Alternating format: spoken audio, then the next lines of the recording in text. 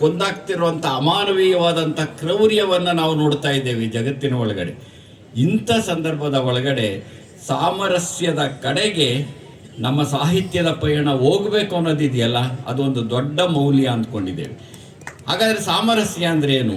ಒಟ್ಟಿಗೆ ಬದುಕ್ತಕ್ಕಂಥದ್ದು, ಮೇಲು ಕೀಳುಗಳು ಇಲ್ಲದೆ ಬದುಕ್ತಕ್ಕಂಥದ್ದು, ಜಾತಿ ಭೇದವಿಲ್ಲದೆ ಬದುಕ್ತಕ್ಕಂಥದ್ದು, ಧರ್ಮದ್ವೇಷವಿಲ್ಲದೆ ಬದುಕ್ತಕ್ಕಂಥದ್ದು, ಅದೇ ಸಾಮರಸ್ಯ ಅಥವಾ ಸೌಹಾರ್ದತೆ.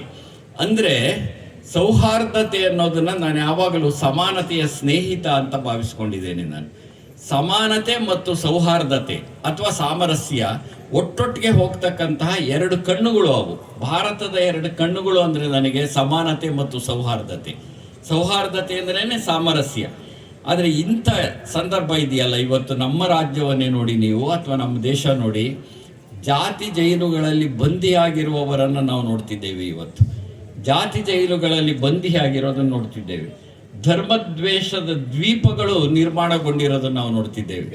ದ್ವೀಪಗಳನ್ನು ದಾಟಬಾರ್ದ ನಾವು? ಧರ್ಮದ್ವೇಷದ ದ್ವೀಪಗಳನ್ನು ನಾವು ದಾಟಬೇಕಾಗಿದೆ.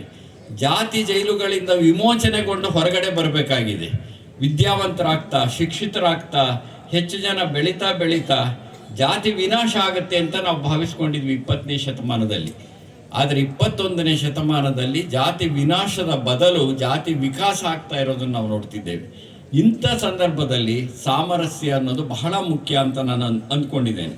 ಈ ಮಾತನ್ನು ಅನೇಕರು ಹೇಳ್ತಾ ಬಂದಿದ್ದಾರೆ, ನಾನಷ್ಟೇ ಅಲ್ಲ. ನಾವು ಈಗ ಜಾತ್ಯತೀತತೆಯನ್ನು ಕುರಿತು ಮಾತಾಡ್ತೇವೆ.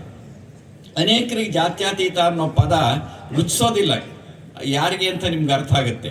ಅಂಥವ್ರಿಗೆಲ್ಲ ನಾನು ಹೇಳೋದಿಷ್ಟೇ, ಈ ದೇಶ ಸಾಮರಸ್ಯದಿಂದ, ಸೌಹಾರ್ದತೆಯಿಂದ, ಸಮಾನತೆಯಿಂದ ಬದುಕಬೇಕು ಅನ್ನೋದಾದರೆ ನಿಮಗೆ ಜಾತ್ಯತೀತ ಅನ್ನೋದು ಇಷ್ಟ ಆಗೋದಿಲ್ವಾ? ದ್ವೇಷಾತೀತ ಅಂತಲಾದರೂ ಕರೀರಿ ಅಂತ.